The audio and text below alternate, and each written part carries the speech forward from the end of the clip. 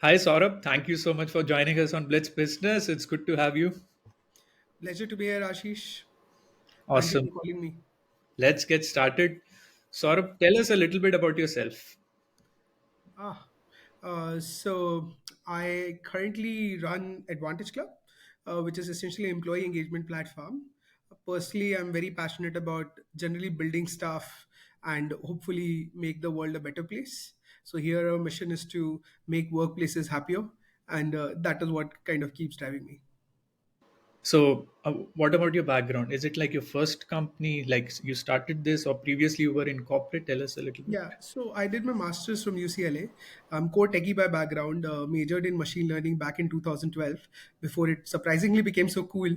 Uh, at that time, that nobody looked at as a cool thing. Then worked for Amazon and Microsoft in their Bay Area and the US Bellevue office, and got chance to build some 1.0 product for Amazon as part of their Kindle line on the software side. And then came back to India, started this, and now the journey has interestingly gone global back. So we are now live in more than 100 countries with our headquarter being in US. So it's a full 360-degree journey for us. So, how did the idea came about? You had something in your mind because the context is like people ask us, we want to start. How do we start? What is that idea? So for you, what was the journey key? How do you started and the idea? Yeah, so my first stint with entrepreneurship was during my college days. Back in 2010, when digital was not that prominent in India, I was in a town called Patiala doing my BTech there. So at that time, we built a city portal for Patiala and also a student kind of networking place for all the students of my college and other colleges in the vicinity. And that time, we ended up creating Zomato, Book My Show, all the features inside a single app, which was a super app, but more geographically bounded than anything else. We realized that the exposure that we had was very limited, because we're in a tier 2 town in India, and whatever ideas we got used to be little behind the market.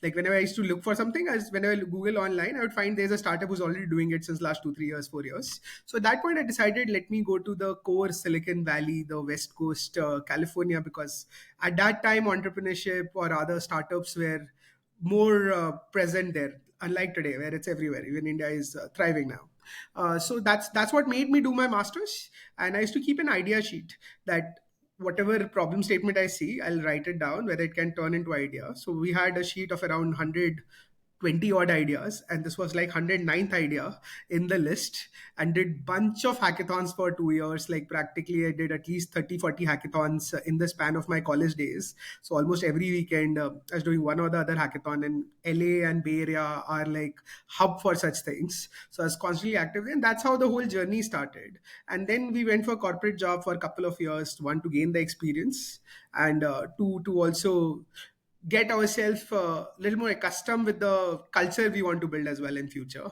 Because one of the challenges I feel a lot of people, just college dropout, would be that they're trying to figure out culture from day zero. Like if you've worked in a larger organization, especially a tech product kind of an organization, when you're building a tech venture, you kind of get the sense that what is working well, at least to a certain extent. You have 60 70% of idea of what culture should look like in your own company.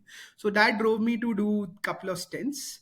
And I always felt, especially in the developing part, like emerging markets, when we looking back now, back in 2014, 15, 16 era, employees were not getting the same level of experience in their workplace. Of course, everybody was paid, but beyond that, it was more transactional in nature, and culture was kind of missing.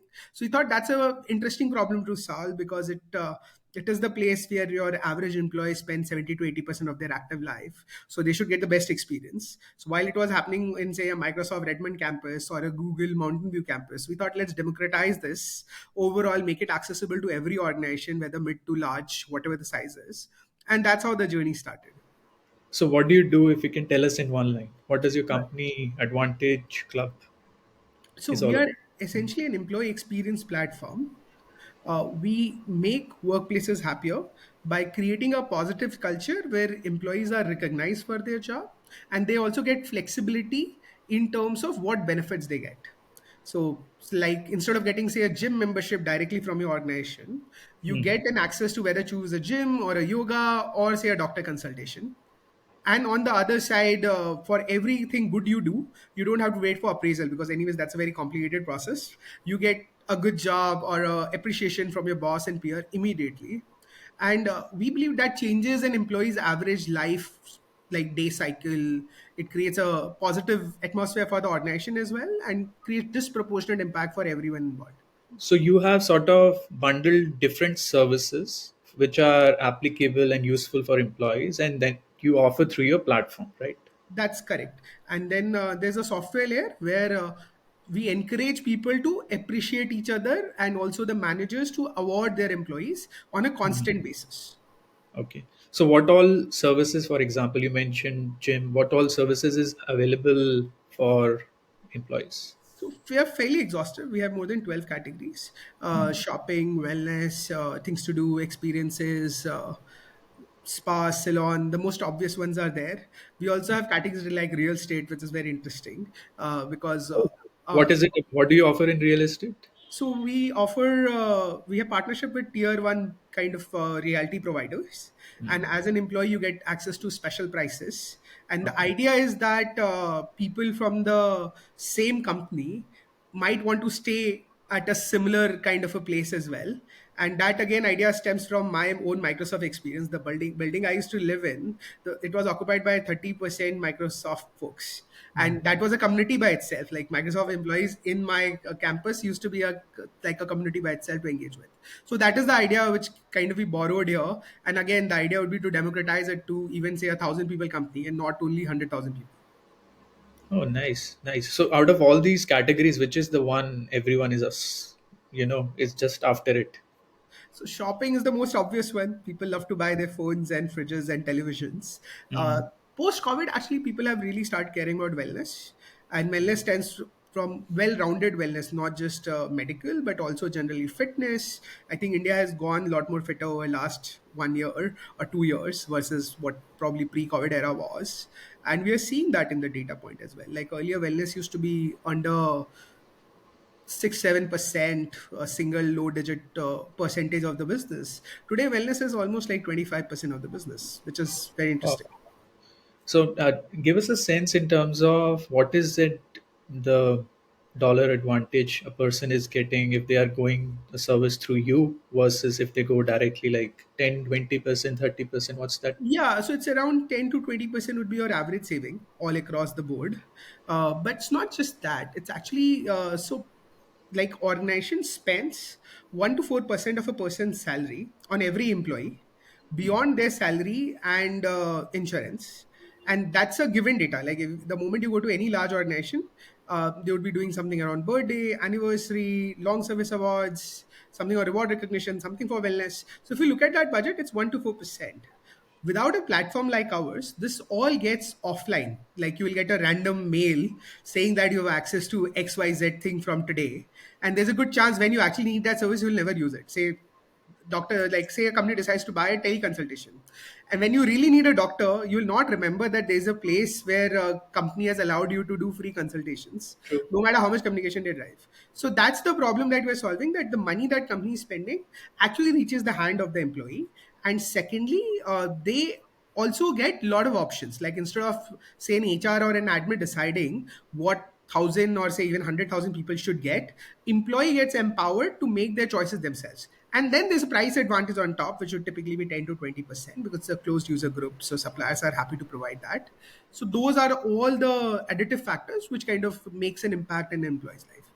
So it's a discovery also, you're helping in terms of discovery and then helping them understand these other things and all of it. Understood. So Exactly. then let's dive into the business model. So how do you make money?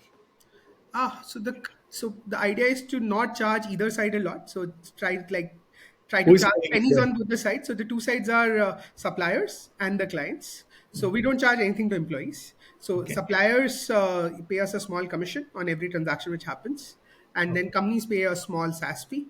And the idea is to convert the two small numbers into meaningful number over the time. So that's the business model. I assume the meaningful number have reached now millions for you as a revenue. Yeah, it's we are about to complete our 1 to 10 million journey as a startup, as our own revenue. Yeah, in Wonderful. terms of GTV, it's higher. So GTV wise, we are doing 100 million plus in GTV. But yeah, we are ourselves about to get to 10 million ish, hopefully early this year.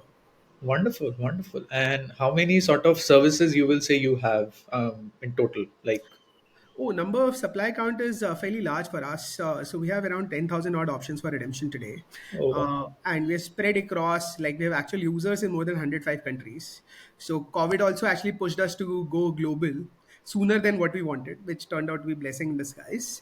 Because a lot of companies we went to, they wanted to cover all their employees all across the world from day zero. So we are live across, I don't know, probably last I checked it was 105 countries, but from what I know it must be 110 countries now, and we have supply available in more than 140 countries. but when you go global, you have to onboard local vendors or suppliers, I assume, or Yeah, so we do strategic partnership with the local players in every place. We integrate deeply with the players in the local area, the people who are aggregators, and that's how we build the supply. Again, during COVID, for a year we did that. So we had some bandwidth to execute. So we built a marketplace so that once the market starts coming up, we are ready to run with it. It luckily paid off. so. In out of all this, everything sounds wonderful and rosy. But what is the biggest challenge, sort of, in this business? Hey Ashish, I think there's a network issue.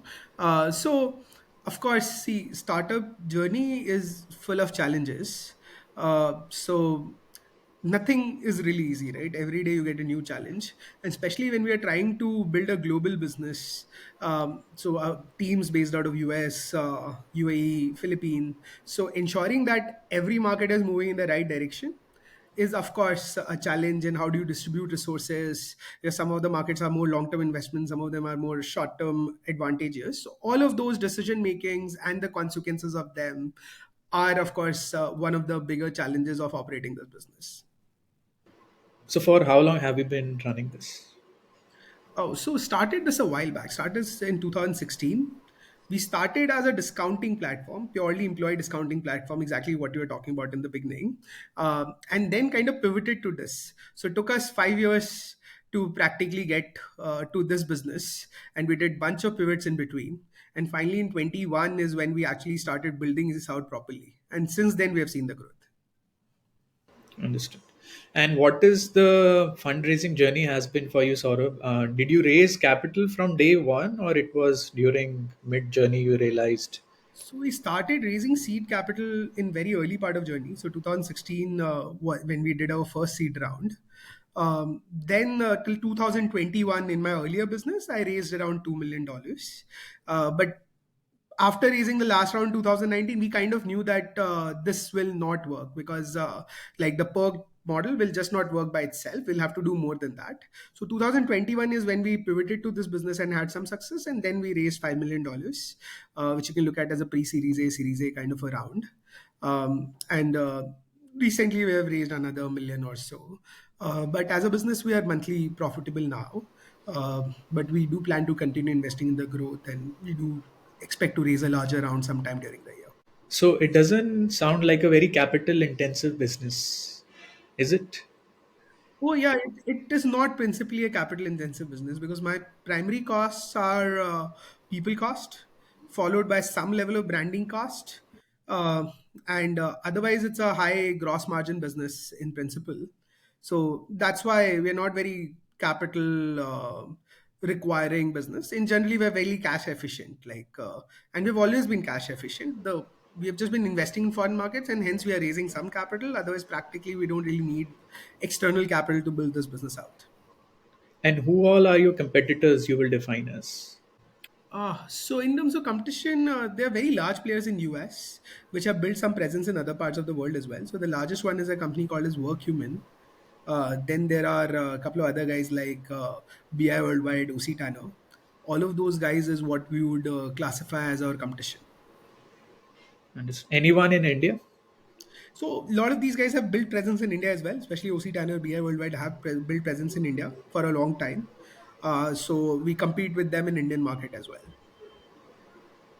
Local Indian players are significantly smaller than us, and they like a lot of them are not that technology oriented. It's more like they built it more like a distribution business than really technology play. So that's why we don't really consider local players to be very meaningful competition. It's more the global players which have built some presence here are the real competitors in the market.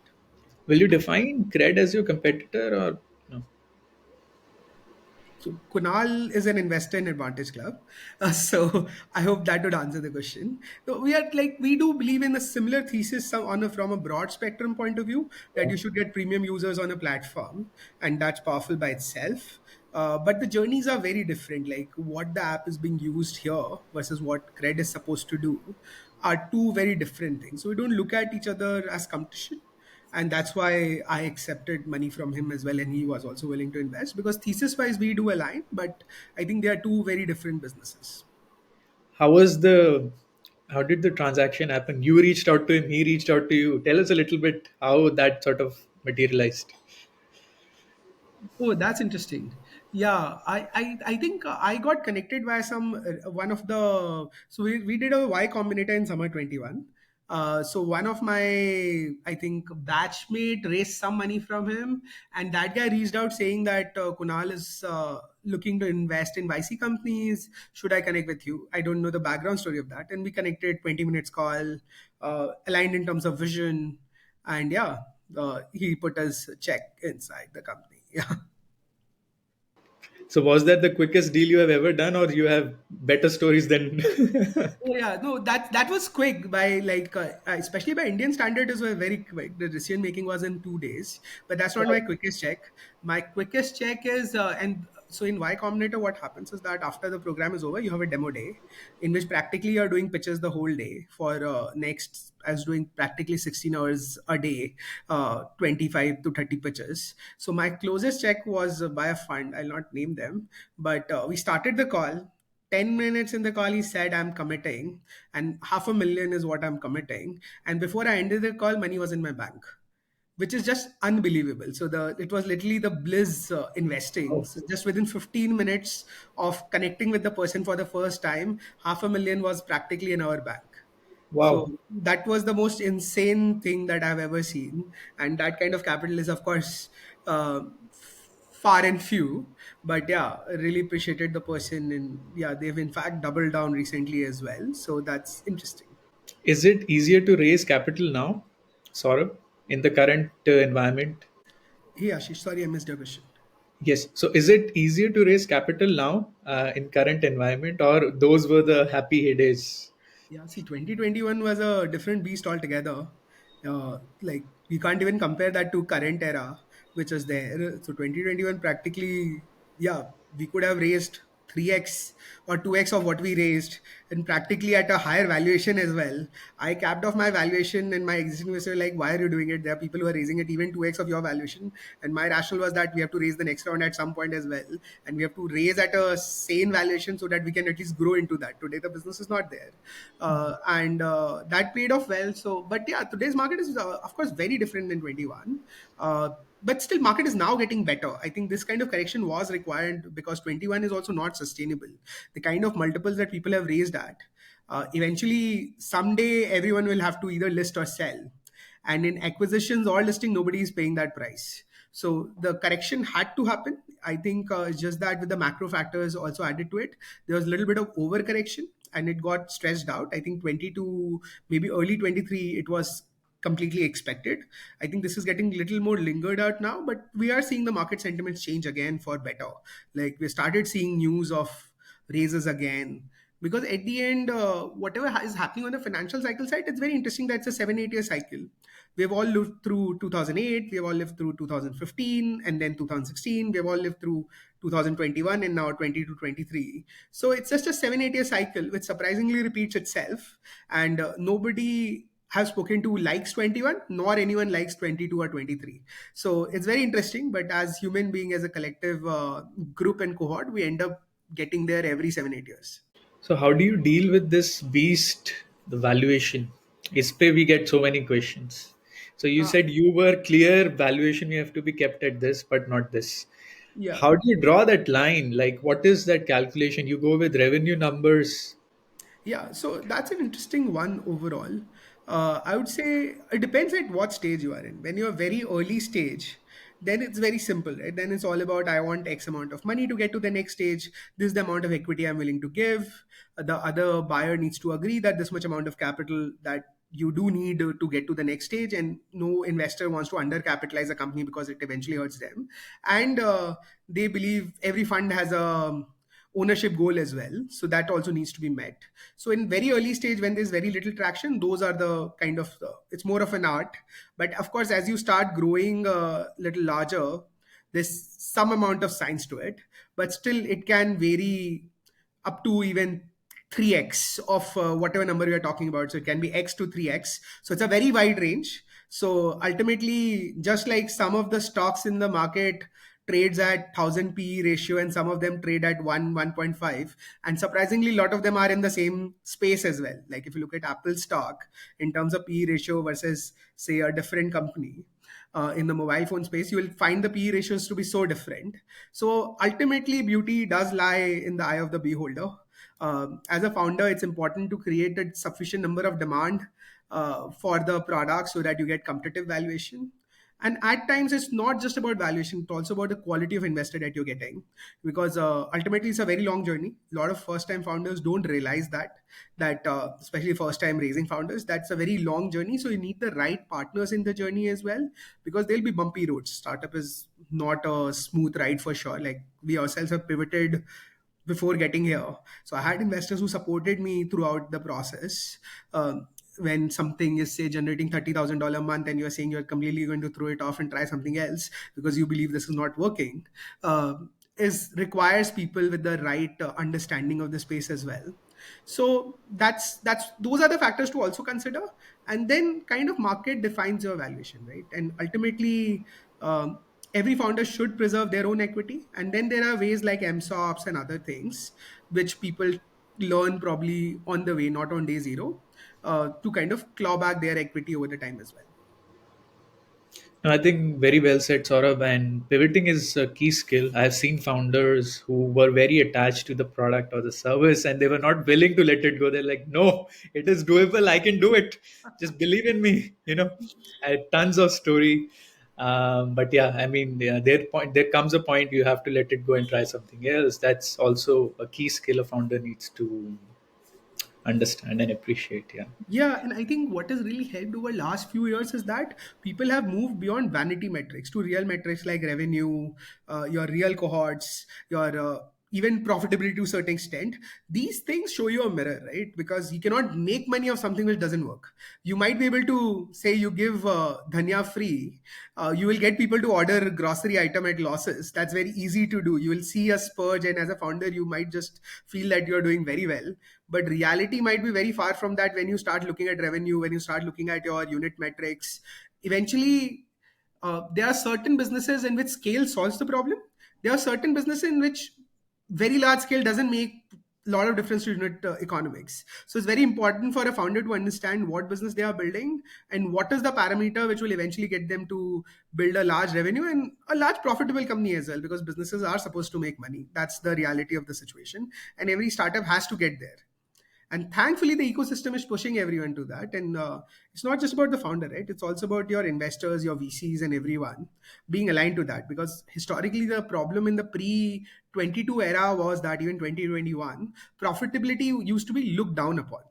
Like even 2019, in our earlier business also we were profitable but marginally profitable, and we did a PR article on that, which said just one word of profitability. I got 3 calls from my investor that what is wrong with you guys, why are you writing profitability? We appreciate it, but why are you making it a public information? Because other people will not appreciate it. So that's an interesting switch, because of which an ecosystem is also helping founders think right now.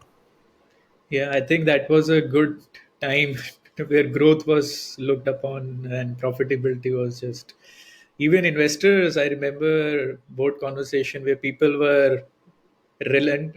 They were like, "Should I bring this topic up of profitability, or I may just sound stupid?"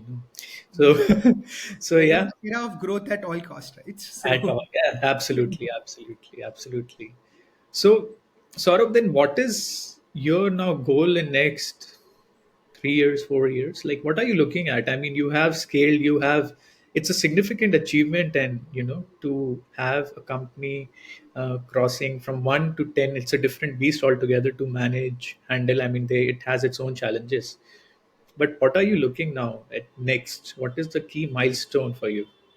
So next 3 to 4 years, we want to continue growing. Our eventually the vision, we want to build a large organization out of this. By large, I mean as a revenue, I would say in 3 to 4 years, we're targeting 50 million kind of a revenue as a company for ourselves.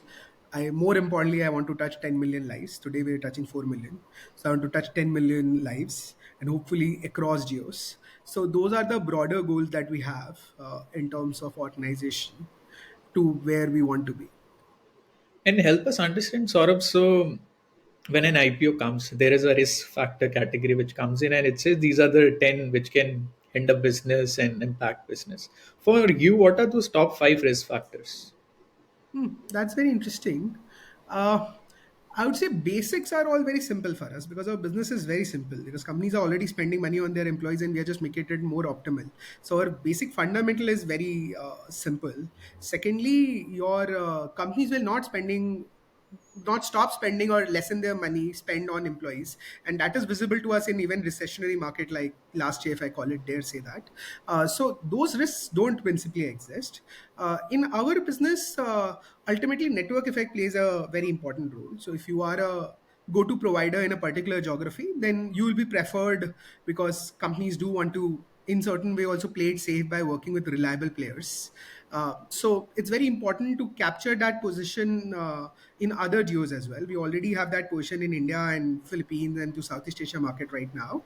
But as we're expanding to MENA and US, it's going to be very important for us to be able to achieve that because that branding has a disproportionate impact on the outcome for us. So that's going to be one of the risks that if we don't achieve that, then our market penetration in those markets will get impacted.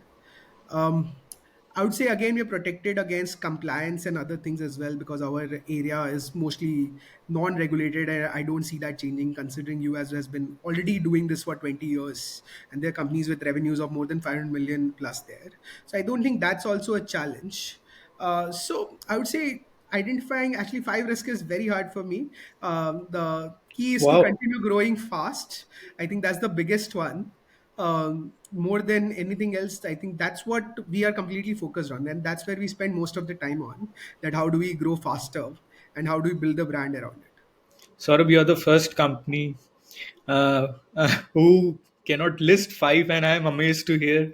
I've done 150 episodes, and first company I finally found who is saying I really cannot list five risk factors. But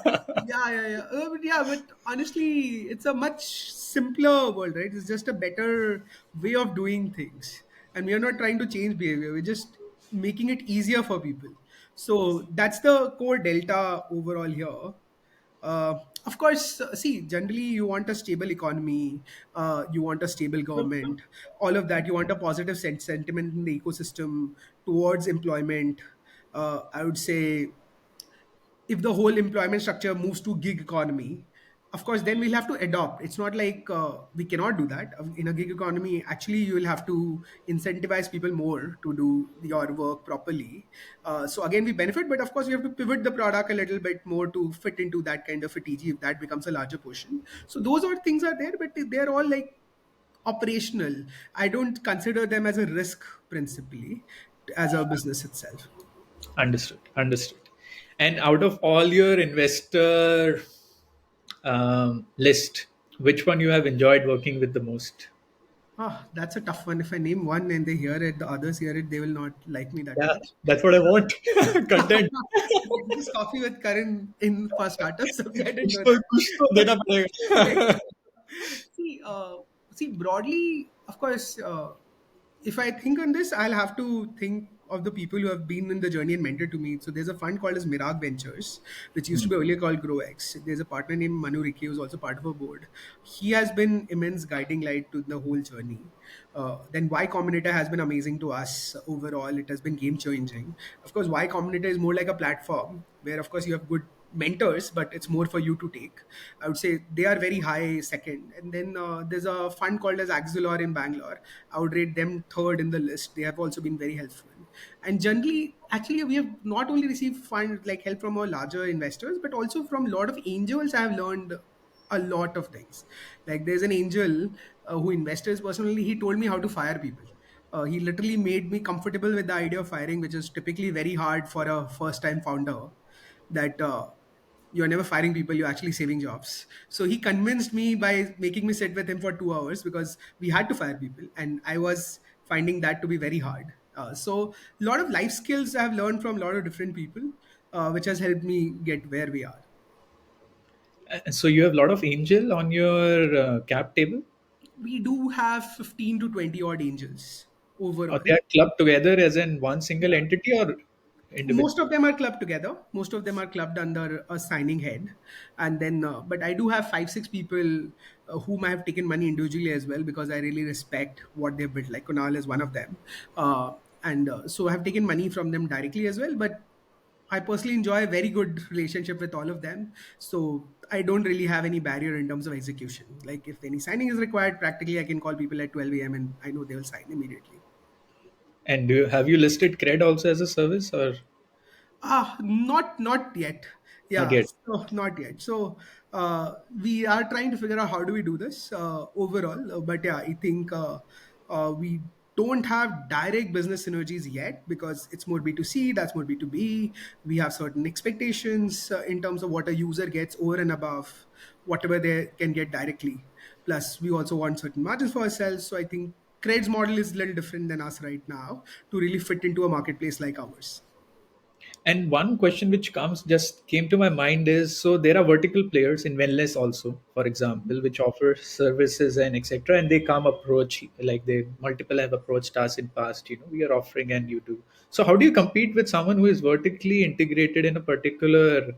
You are horizontal across providing. Yeah, so we don't compete, we integrate with them. So I have a partnership with almost everyone in the wellness industry, whether you talk about, say, a Medibuddy or a Wellness Corner or Health Assure, or on the fitness side, FitPass, CultFit. So we're integrated with everything because we don't do any service ourselves.